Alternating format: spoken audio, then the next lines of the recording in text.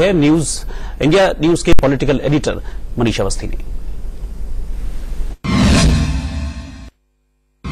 किसी भी चुनाव में किसी बड़े नेता के लिए जिम्मेदारी होती है कि उसकी पार्टी, उसका दल विजयी हो। जी हां, गोवा में भी कांग्रेस के लिए इस बार मारकाट मची हुई है कि कैसे कांग्रेस सत्ता में लौटे, और इसका जिम्मा है कांग्रेस के सबसे बड़े वरिष्ठ नेता दिग्विजय सिंह से। दिग्विजय जी, विजय कैसे होगी? विजय तो जनता दिलाती है। हम लोग तो अपनी अपनी बात जनता के सामने रखते हैं, उसके बाद जो भी निर्णय होगा वो मान्य होगा। हम लोगों ने गोवा की जनता के सामने भारतीय जनता पार्टी के 5 साल के उनके कार्य की तस्वीर सामने रखी है।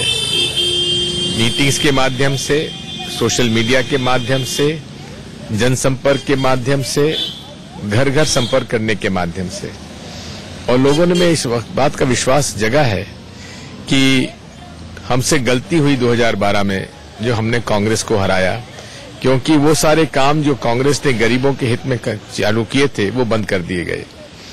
जमीनों के मामले में बहुत बड़े पैमाने पर अफरा तफरी भारतीय जनता पार्टी के नेताओं ने की है।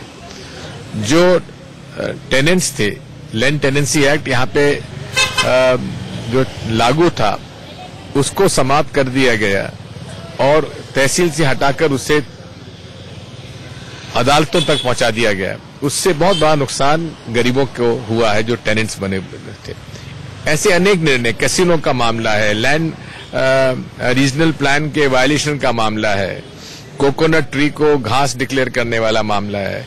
ये सारे मामले जो हैं बुनियादी तौर पर 5 साल तक इन लोगों ने अपना पैसा कमाने के अलावा दूसरा कोई काम नहीं किया। दिग्विजय जी, लेकिन जहां तक कसीनो की बात आती है, बीजेपी के नेता कहते हैं कि वो तो कांग्रेस के जमाने का है कसीनो, हमने किसी और।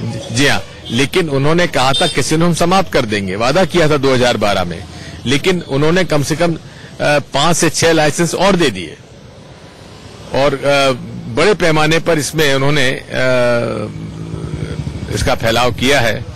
और भारतीय जनता पार्टी के तो मुख्यमंत्री कहते हैं कैसीनो कैसे हम लोग समाप्त कर सकते हैं। भाजपा का एमएलए कहता है हमारी तनख्वाह इसी कैसीनो से निकलती है। तो आखिर ये जो वादा खिलाफी है ये तो अपने आपके सामने है। दिग्विजय जी, आप चूंकि कांग्रेस के वरिष्ठ नेताओं में हैं, यूपी एक मसला है। यूपी में क्या आपको लगता है कि जो समाजवादी के साथ गठबंधन हुआ है उसमें कांग्रेस को फायदा है या कांग्रेस सिकुड़ती जा रही है और अब किसी की बैसाखी के तहत चल रही है? ऐसा नहीं है। गठबंधन जो हुआ है आदर्शों के लिए हुआ है, विचारधारा के ऊपर हुआ है। किस तरह से सांप्रदायिक शक्तियों से लड़ा जाए, ये मूल आज उद्देश्य है। और पूरे देश में जिस प्रकार सांप्रदायिकता का जहर फैला है उसमें और कोई विकल्प सामने नजर नहीं आता था, इसलिए उन सांप्रदायिक शक्तियों से लड़ने के लिए गठबंधन हुआ है। लेकिन ऐसा क्या हुआ, इतनी बड़ी पार्टी दिग्विजय जी, 1996 में बीएसपी के साथ गठबंधन हुआ, अब समाजवादी, तो इस तरह से, और वो भी देखिए बाबरी मस्जिद जब गिरी उसके बाद से कांग्रेस को वहां बहुत नुकसान हुआ, लोगों का कांग्रेस पर से विश्वास उठ गया और विशेष तौर पर बीएसपी के साथ गठबंधन होने के बाद हमारे जो अच्छे कांग्रेस के लीडर्स थे वो सब बाहर निकल गए, इसलिए उससे बड़ा नुकसान हुआ। लेकिन अब धीरे धीरे कांग्रेस वापस मजबूती की तरफ आगे बढ़ रही है। दिग्विजय जी, क्या ये मौका है कि सक्रिय तौर पर अब प्रियंका गांधी को आ जाना चाहिए?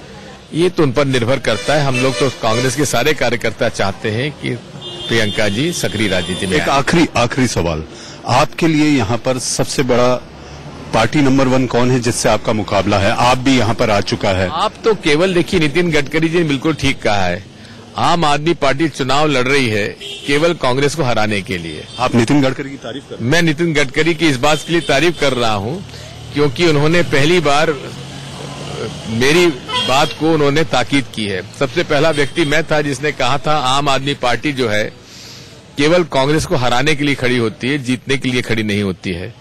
क्योंकि ये जो भारत में संघ का जो नारा है कि वो कांग्रेस मुक्त भारत बनाना चाहते हैं, उसमें मूल तौर पर अरविंद केजरीवाल उसके अंग हैं। लोकपाल के विषय में पूरे संघ ने उनको समर्थन किया। 2012 के उत्तराखंड के चुनाव में स्वयं केजरीवाल ने भारतीय जनता पार्टी का प्रचार किया। तो ये कोई नई बात नहीं है।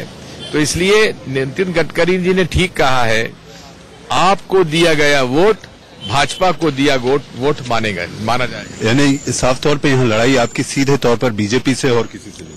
सीधे बीजेपी से है। आपने इंडियन न्यूज से बात की, बहुत बहुत शुक्रिया। सीधे तौर पर बीजेपी की लड़ाई बात कहकर दिग्विजय सिंह ये कहना चाह रहे हैं कि कांग्रेस के लिए ये गुंजाइश है कि कांग्रेस फिर से एक बार गोवा में सत्ता पर लौट पाएगी।